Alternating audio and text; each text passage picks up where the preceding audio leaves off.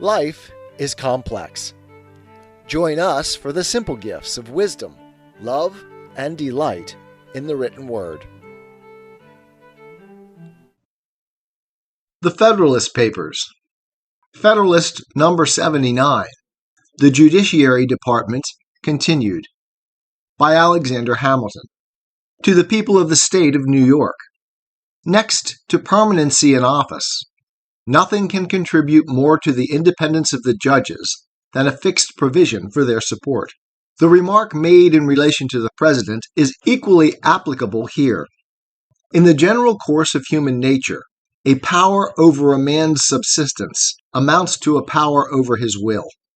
And we can never hope to see realized in practice the complete separation of the judicial from the legislative power in any system which leaves the former dependent for pecuniary resources on the occasional grants of the latter. The enlightened friends to good government in every state have seen cause to lament the want of precise and explicit precautions in the state constitutions on this head. Some of these, indeed, have declared that permanent salaries should be established for the judges. But the experiment has, in some instances, shown that such expressions are not sufficiently definite to preclude legislative evasions. Something still more positive and unequivocal has been evinced to be requisite. The plan of the convention accordingly has provided that the judges of the United States, quote, shall at stated times receive for their services a compensation which shall not be diminished during their continuance in office. End quote. This, all circumstances considered, is the most eligible provision that could have been devised. It will readily be understood that the fluctuations in the value of money and in the state of society rendered a fixed rate of compensation in the Constitution inadmissible. What might be extravagant today might in half a century become penurious and inadequate. It was therefore necessary to leave it to the discretion of the legislature to vary its provisions in conformity to the variations in circumstances, yet under such restrictions as to put it out of the power of that body to change the condition of the individual for the worse. A man may then be sure of the ground upon which he stands, and can never be deterred from his duty by the apprehension of being placed in a less eligible situation. The clause which has been quoted combines both advantages.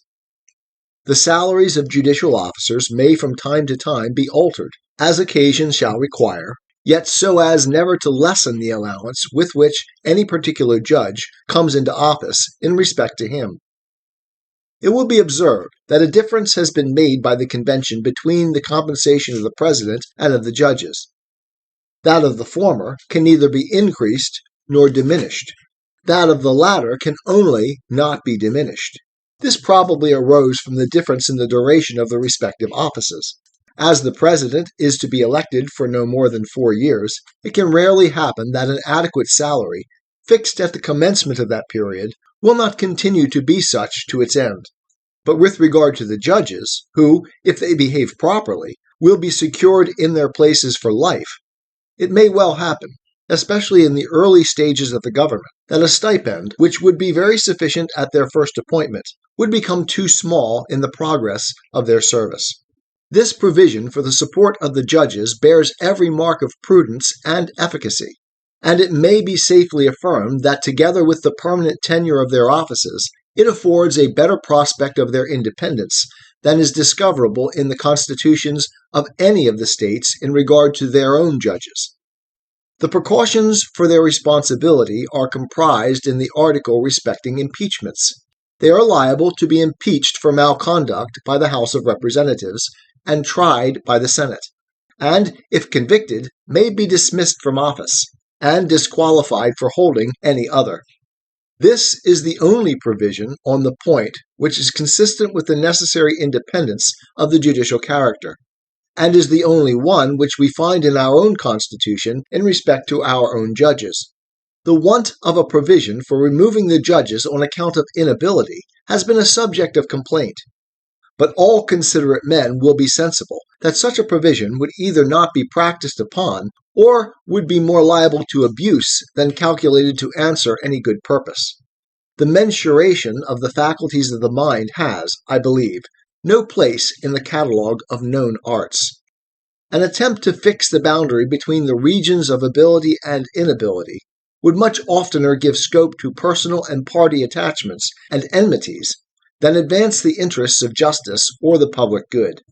The result, except in the case of insanity, must for the most part be arbitrary, and insanity, without any formal or express provision, may be safely pronounced to be a virtual disqualification. The Constitution of New York, to avoid investigations that must forever be vague and dangerous, has taken a particular age as the criterion of inability.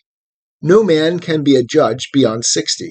I believe there are few at present who do not disapprove of this provision. There is no station in relation to which it is less proper than to that of a judge. The deliberating and comparing faculties generally preserve their strength much beyond that period in men who survive it.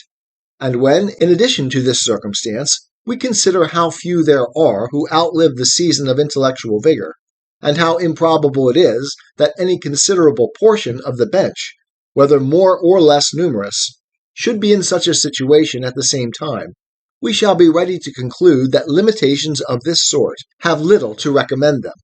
In a republic where fortunes are not affluent and pensions not expedient, the dismission of men from stations in which they have served their country long and usefully, on which they depend for subsistence, and from which it will be too late to resort to any other occupation for a livelihood, ought to have some better apology to humanity than is to be found in the imaginary danger of a superannuated bench. Publius.